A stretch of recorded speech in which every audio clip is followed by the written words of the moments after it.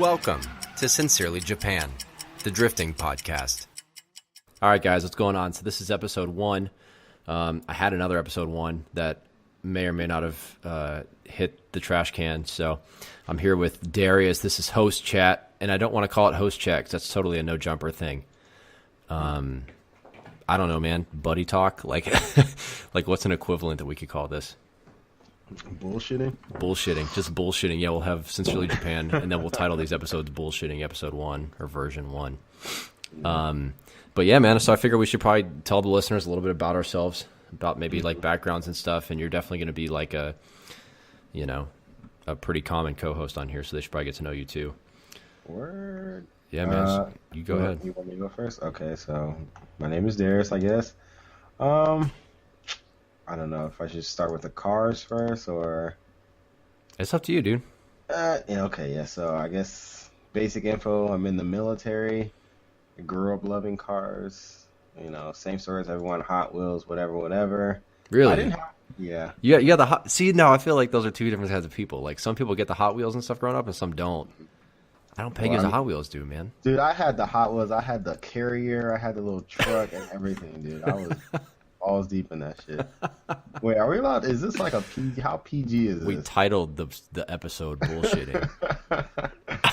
But yeah. So anyway, I never had a car until after I joined the military, after my first base.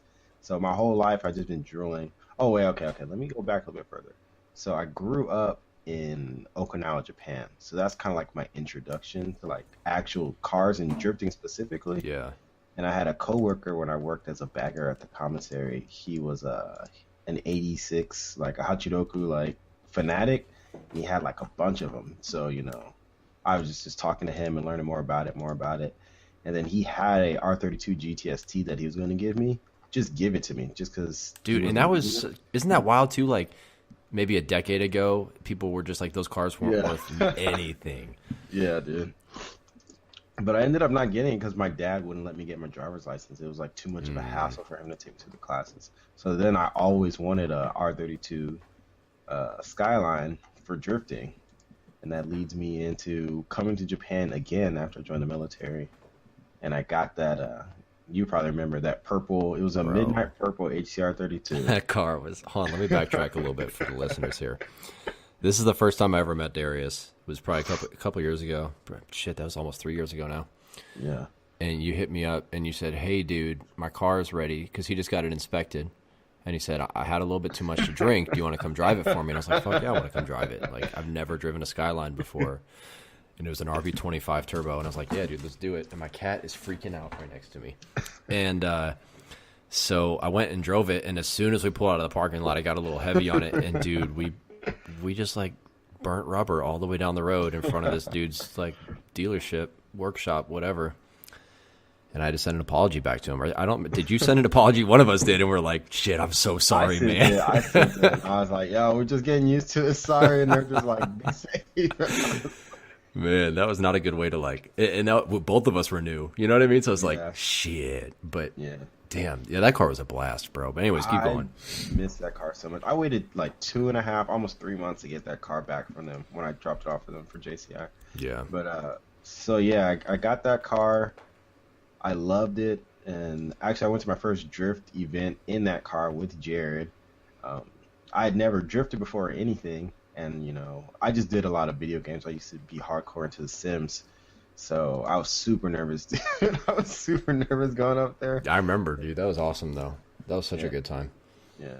And that car had that intermittent issue where it would just, I don't know if you never knew about it, but it would just shut off. I guess something. No, I don't think I did know about that. Yeah. It would, sometimes in traffic, it would just shut off. And, I drove it all the way to MSP, which is our local drift track. I don't know if you explained that or anything. No, I haven't yet. You're the first person, man. Yeah. And I made it all the way down there and it shut off right in the paddock area. But yeah, man. And I ended up driving that car into a tree like, like a month after I got it. Wasn't even a month. Dude. I don't know if you want me to talk about that. Oh shit, I don't. That's you, man. Yeah. What was going on, dude? I only wanted to go out and get a pizza. And I went to my little spot, a brand new drifter. But after that drift event, I was like, man, I'm feeling myself. I could probably do this. And I clutch picked it right in between two trees and like destroyed the front right end. I didn't really destroy it. It was more than fixable. It was still in good condition. And just I had already bought the GTR. Yeah. And I couldn't really afford to have two Skylines. So, but one day I'll get back in there and get another one. Yeah, dude, that car was awesome, man. For the little bit that you let me drive it, that car was a lot of fun, dude. And it was like it slid itself.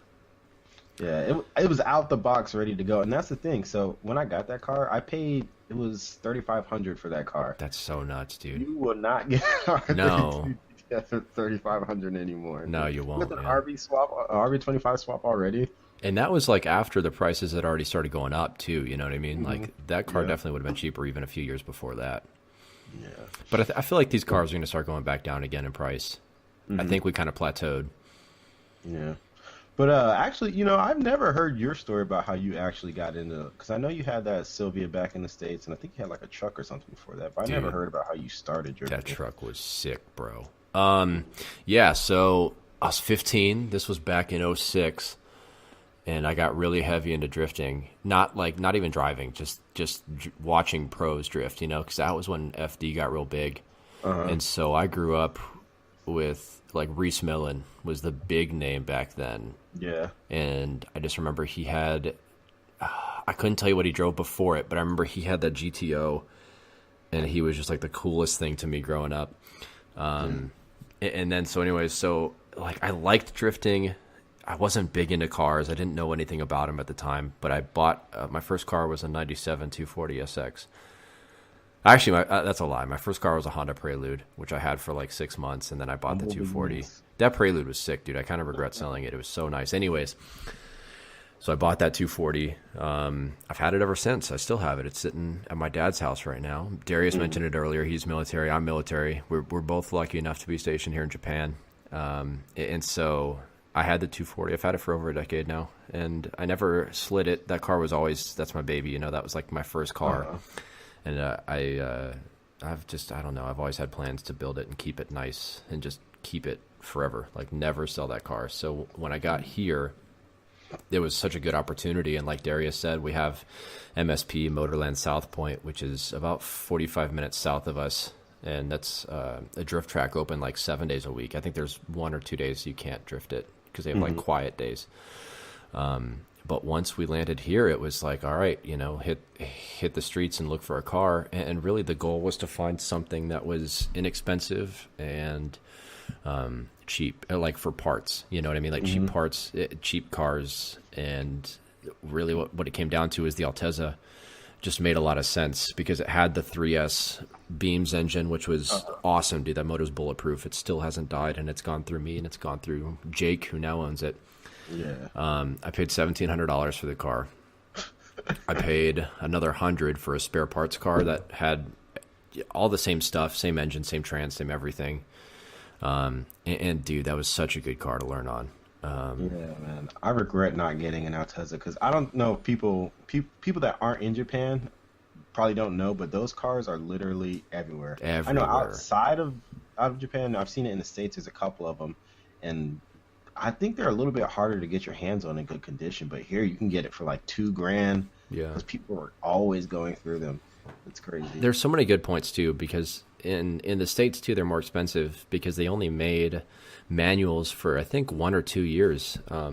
They didn't make manuals. A lot of them are autos, and so the ones that are manual go for like $5,000 to $7,000. You can find an auto for like $3,000 and up, depending on the condition. But they're just expensive, I think, for what you get, and they're a little bit heavier with the NA2Js. Whereas here in Japan, they're a little bit lighter. They almost all came with 6 speeds in the Beams engine, which is just high compression, like revs the balls off. I mean, it's an awesome motor. I love it. And stock LSD. I mean, there's just a lot of benefits to that car. But yeah, so we bought that and then just started sliding it and kind of modifying little things at a time. It was never about power, but it was like, how can we dial this car in suspension wise so that we can just enter really fast and pump our tires to like 60 PSI. So it was awesome, dude. I really liked that car. And then I just traded it this season just to get another S14 so I can put those parts on my car back home.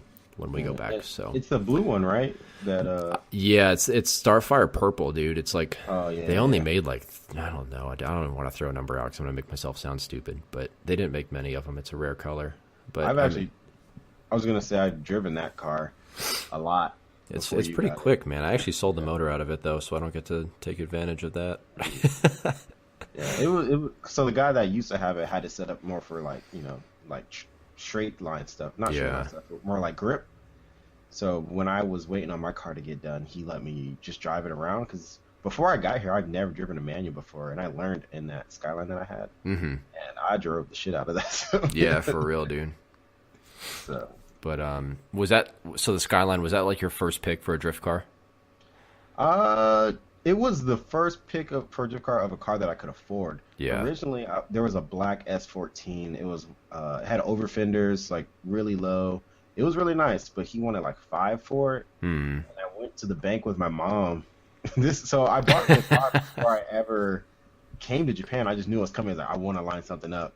And I went to the bank with my mom so she can co-sign on a loan for me. It was for like a loan for like $3,000, and they denied it. Damn. So they're like, okay, we'll give you $2,500. And then I already had like 3 saved up, or I think it was like 2 or whatever. And so I got that HCR 32 for like 3 or something. It was really good. Yeah, that's really, really cheap now. You know what I mean? Like, but dude, that's crazy. So I've been thinking about this a lot over the past week or so. I think the missile fad is dead. I wouldn't even call it a fad. I think the missile mindset is kind of dead. Do you think that's accurate or no? I don't know. From everything I've seen, it's really came down to like a safety issue. So I remember it was like a big deal when I want to say Ebisu? Yeah.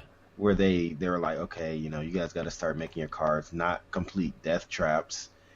And just totally reasonable too, Yeah, I mean, if you've seen the videos of the cars, which I'm sure everybody has, like they were literally just like the cabin was okay, and then everything on the body was just like bent and crushed. Yeah. Ebisu was really bad for that specifically, but even in the States, I think I've noticed like that's just kind of died down, and I don't think it's from sanctions from events. I'm granted, I can't even say, dude, like I don't go to these events, but I mean, I haven't seen any buzz about events cracking down. I just think it's like people maybe caring more about their cars. Yeah, that's what I was gonna say. It comes down to how easy or difficult it is to get these cars now.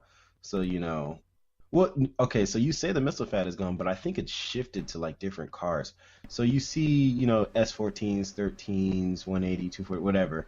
Those cars, since they're more rare now, people aren't like trashing them. Yeah. But if you ever see like 350Zs right now, bro, like people are like tearing those things up. That's a good point, man. I didn't think about that. I literally just saw a missile 350 today. Yeah. That's a good point. Which is good for me because I wanted one, and if they're gonna start flipping them, like that's a good. These are getting cheap too. Yeah. These are getting really cheap because I remember when they came out, that was like when I was looking for my first car, and I couldn't afford it. But that was like, if I had to have a pick, that's really what I would have wanted. That's wild though, man. It's crazy. You're right though. That's a really good point. I didn't think about that. So I mean, it's interesting to see, but I've noticed though my view on car culture and drifting culture in general is always influenced by Japan. And I notice there's a lot of guys spending like way more time building up like these beautiful cars, and they still slide them. Yeah. Like I follow a couple guys on like Instagram that do like these S14s which is what I was going to recommend to you. They'll like take the whole thing down to the bare chassis, then they'll tub the front in and build the they bend the pipes and stuff to build the front frame where they cut the front off. Yeah, the tube fronts. The tube front, yeah. And then they'll widen the fenders with all metal fenders, and like so they're just putting more work into building like these incredible cars, and then they still drift them, but nobody's going out there flogging those cars anymore. They're so expensive to get your hands on. They are, and I mean I have a lot of respect for that, and I think it makes us look better as a community. Yeah. I mean, people always dog on the guys that are like, drifting's a rolling car show. But at the same point, drifting is one of the only motorsports I think where